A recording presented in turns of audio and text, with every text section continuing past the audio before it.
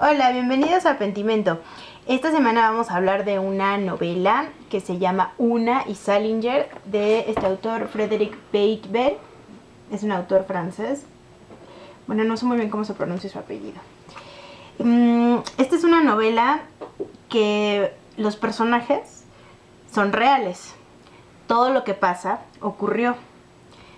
Lo único que no es real y que el autor se atreve un poco a imaginar, nos lo dice siempre. En ese sentido, es muy parecido su forma de escribir y de narrar a Laurent Binet, que es el autor de HHHH, un poco a Rosa Montero en la novela, en esta historia que se llama La ridícula idea de no volver a verte.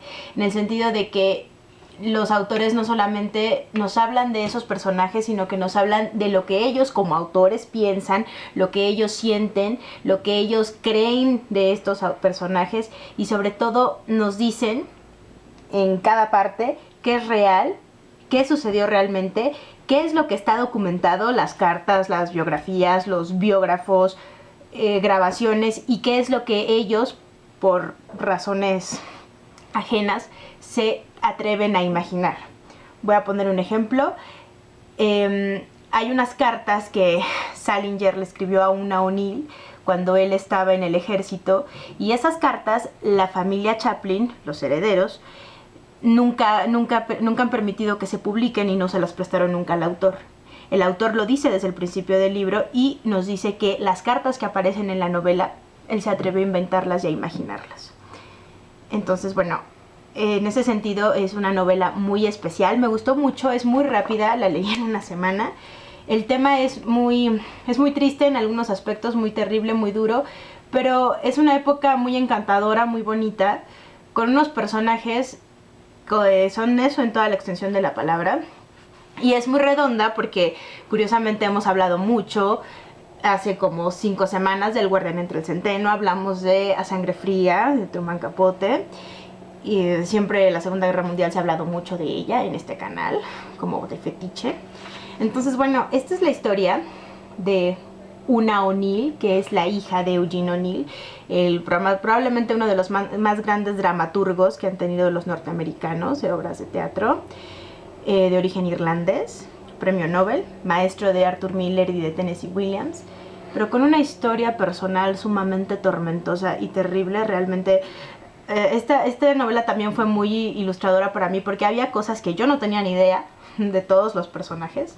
Entonces, bueno, en 1940, Jerome David Salinger, Jerry en ese momento, tenía 21 años, Una tenía 16, y se conocen en un bar porque ella forma parte de un trío de chicas que son así como, bueno, unas princesas, unas reinas, hijas de padres famosos y millonarios, con el mundo a sus pies, que tienen todo menos el cariño de sus padres. Y la conoce en un bar y quiere lo que todos quieren, conocerla. Ella es muy amiga de Truman Capote, que en ese momento todavía no era Truman Capote.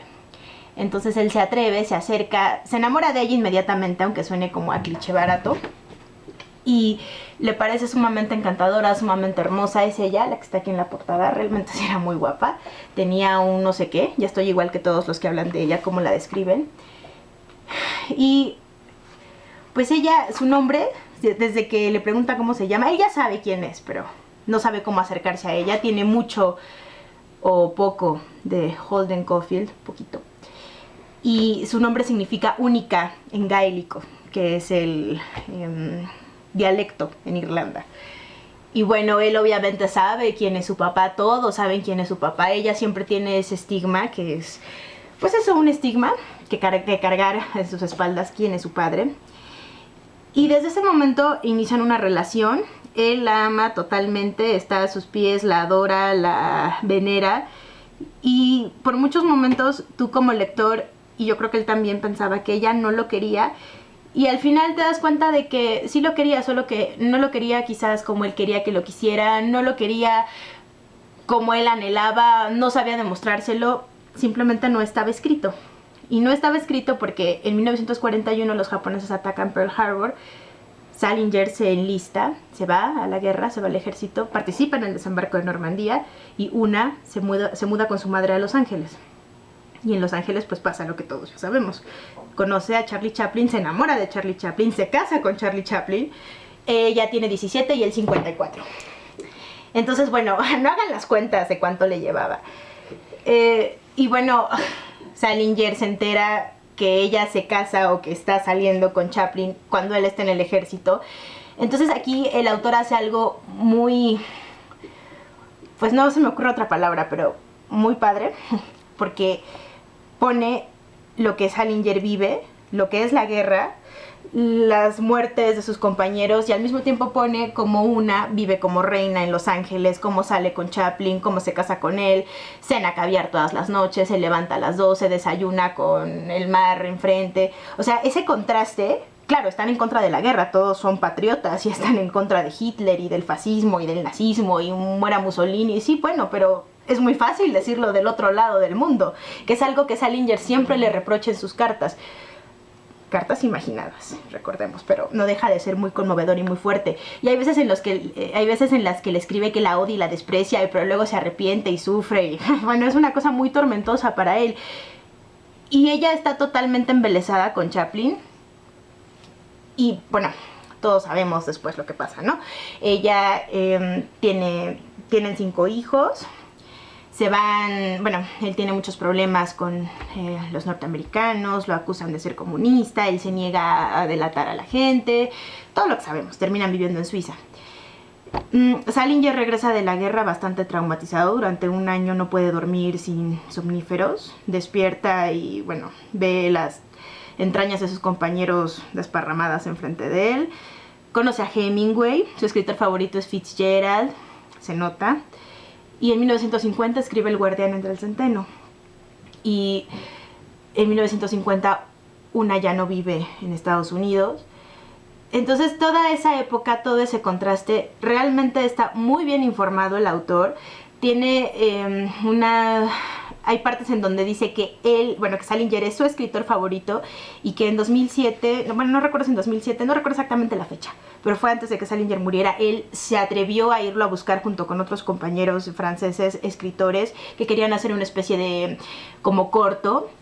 Y se arrepintió ya que estaba en la puerta, porque bueno, la puerta decía casi no pase, cuidado con el perro, y entonces todos decían, es que él es un veterano de la guerra, ¿qué tal si sale y nos dispara? Porque bueno, al final él se convirtió en un misántropo, vivía casi aislado de todo, nadie lo veía, nadie sabía, un poco como lo de Cormac McCarthy, pero yo creo que peor.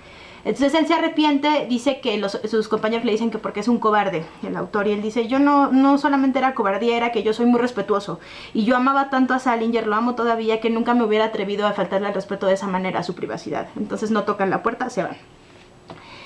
¿Qué es lo que... el contraste, o algo que rescato mucho y que me gustó mucho de la historia, y por eso se las recomiendo, es que bueno, quizás deben leerla antes de leer El guardián entre el centeno, o después de leer El guardián entre el centeno, o paralelamente, nos va a ayudar, nos va a decir muchas cosas, nos va a acercar más al personaje, lo vamos a comprender más. Todos los que todavía no lo leen, o los que todavía no lo entienden, o lo comprenden, o tampoco pasa nada, porque bueno, Salinger pues no tuvo una vida fácil, digamos que siempre fue distinto, nunca encajó bien con muchas de las cosas que le echa en cara. Una es que pues ella y sus amigas son unas frívolas. Yo no creo que fueran frívolas, yo creo que ella, pues buscaba un padre, ¿no? Porque a los 16 años solamente había visto a su papá 2 veces en su vida, y él nunca le escribía, y si le escribía era como la cosa más fría del mundo. Y después, cuando ella se casa con Chaplin, pues no le vuelve a hablar, se muere, Eugene O'Neill muere y nunca la vuelve a ver, ni siquiera le responde sus cartas, porque bueno, es una ofensa terrible para él el hecho de que ella se haya casado con ese hombre, y cómo vivía, o sea, para él también es una frívola.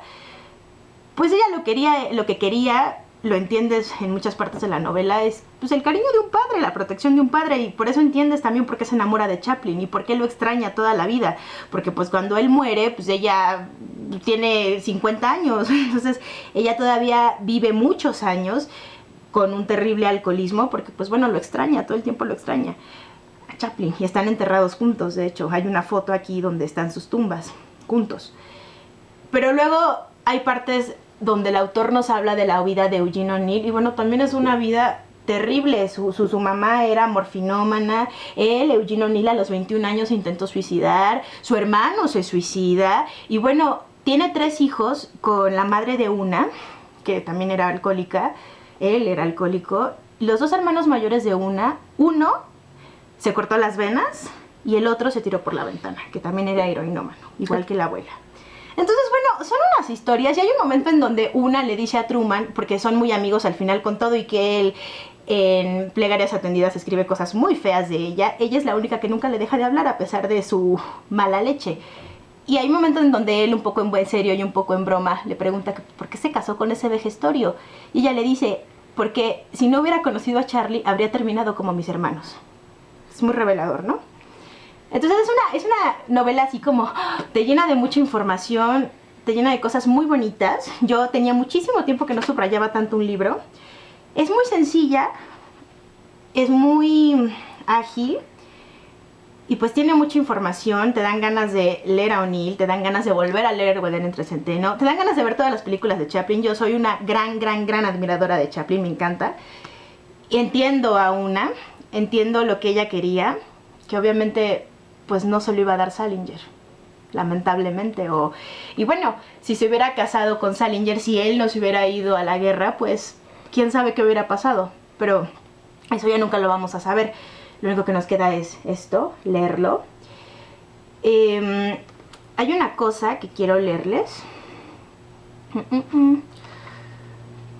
Bueno, hay un momento en donde ella piensa cuando conoce a Chaplin, que bueno, ella ya había visto todas sus películas. Su preferida era La Quimera del Oro, pero también le gustaba Tiempos Modernos, por su vigor social y su violencia, próxima a las obras de su padre. En el fondo, Chaplin era un Eugene O'Neill en cómico.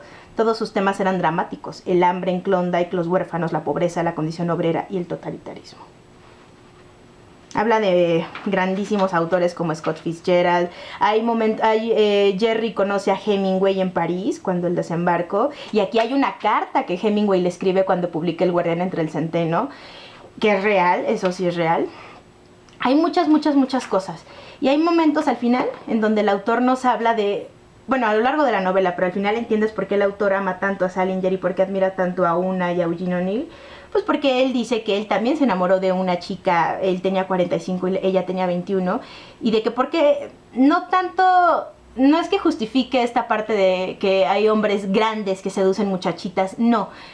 Dice cosas, pues no bonitas, pero de por qué es así, no de que sean como...